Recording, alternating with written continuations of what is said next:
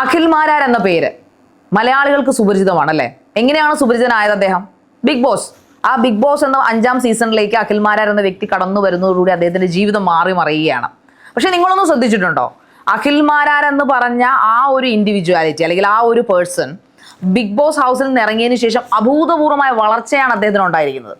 വേറൊന്നുമല്ല, അദ്ദേഹം ഫിനാൻഷ്യലി ആയാലും പ്രശസ്തപരമായിട്ടായാലും അദ്ദേഹം നല്ല രീതിയിൽ അദ്ദേഹം വിവാദങ്ങൾ ഇഷ്ടംപോലെ വിവാദങ്ങൾക്ക് കൊടുത്താറുണ്ട്. അതിന് കൃത്യമായ മറുപടികളും അദ്ദേഹം തരാറുണ്ട്. പക്ഷേ അദ്ദേഹം വിവാദ നായകനായിട്ടും ഒക്കെയും പരിവേഷങ്ങളാണ് ജനമനസ്സുകളിൽ നിന്ന് അദ്ദേഹത്തിനുള്ളത്.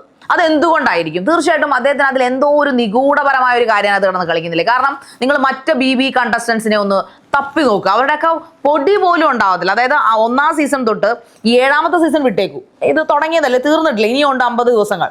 പക്ഷേ 6ാമത്തെ സീസൺ വരെയുള്ള കണ്ടസ്റ്റൻസിനെ എടുത്ത് നോക്കുകയാണെന്നുണ്ടെങ്കിൽ അതിലൊരു 100 പേരെ കൂട്ടിയാൽ അതിലൊരു 10 പേരെ മാത്രമാണ് ജനങ്ങൾക്ക് പൂർണ്ണമായിട്ട്, ഇൻക്ലൂഡിങ് അഖിൽ മാരാർ ഉൾപ്പെടെ ഒരു 10 പേരെയാണ് ജനങ്ങൾക്ക് അറിയാവുന്നത്. അതിൽ അഖിൽ മാരാർ വന്നു പിന്നെ വേറെ ആരും കാണാനില്ല എന്ന് പറയുന്ന അവസ്ഥയാണ്.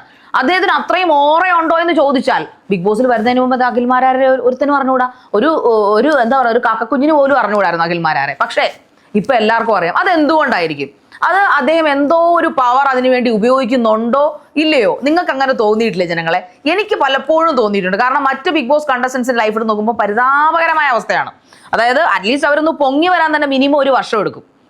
പക്ഷെ അഖിൽ മാരാർ അങ്ങ് പൊങ്ങി പോവുകയാണ്, അസൂയ കൊണ്ട് പറഞ്ഞില്ല. അപ്പൊ ഇത് കേൾക്കുന്നവർക്ക് തോന്നും, ഇപ്പൊ അഖിൽ മാരാർ ഇത് കേൾക്കുവാണെങ്കിൽ അദ്ദേഹത്തിന് തോന്നും, ഓ ഇവക്ക് അങ്ങോട്ട് ഇരിക്കാൻ മേല, എന്റെ അസൂയ കൊണ്ടെന്ന് പറയും. പക്ഷെ അല്ല, അസൂയയല്ല, അത് ചോദ്യം ചെയ്യപ്പെടേണ്ട ഒരു കാര്യമാണ്. എന്തുകൊണ്ടാണ്? എങ്കിൽ അദ്ദേഹം അഭിനയത്തിൽ ഭയങ്കര മിടുക്കനാണോ? അല്ല, അദ്ദേഹം എടുത്ത സിനിമ 8 നില പൊട്ടിയില്ലേ?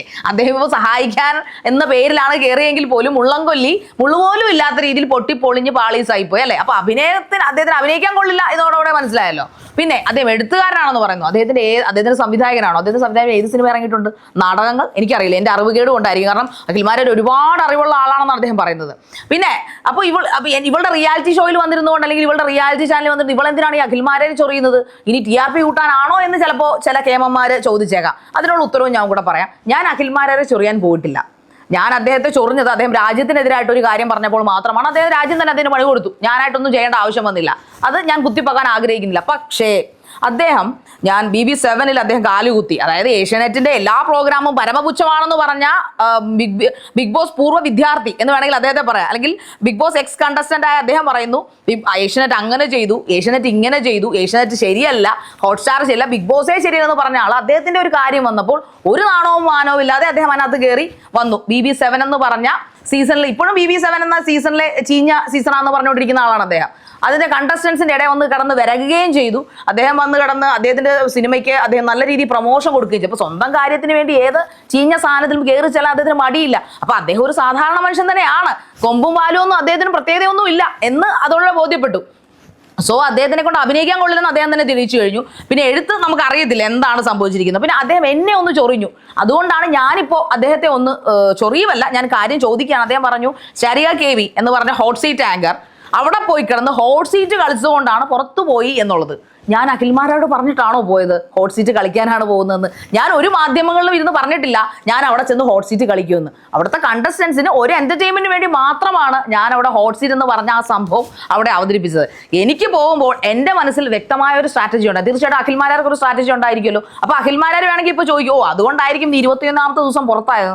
ആയിക്കോട്ടെ, 21ാമത്തെ ദിവസം ശരിയ KV പുറത്തായിട്ടുണ്ടെങ്കിൽ അന്തസ്സായിട്ട് നല്ല പേരോടുകൂടി, എനിക്കൊന്ന് BB സീസണിന്റെ ചരിത്രത്തിൽ വളരെ കുറഞ്ഞ കണ്ടസ്റ്റൻസ്, അതായത് 1, 2, 3 പേര് മാത്രമാണ് നല്ല പേരോടുകൂടി പുറത്തിറങ്ങിയത്. അതിലൊരാൾ ഈ ശരിയ KV തന്നെയാണെന്ന് എനിക്ക് ഉറപ്പ് പറയാൻ പറ്റും. മിസ്റ്റർ മാരാർ, എനിക്ക് ഉറപ്പായിട്ടും പറയാൻ പറ്റും. കാരണം താങ്കൾ ഇപ്പോൾ ടൈറ്റിൽ വിന്നറൊക്കെ ആയിട്ട് ഇറങ്ങി, അതൊക്കെ സംഭവിച്ചു.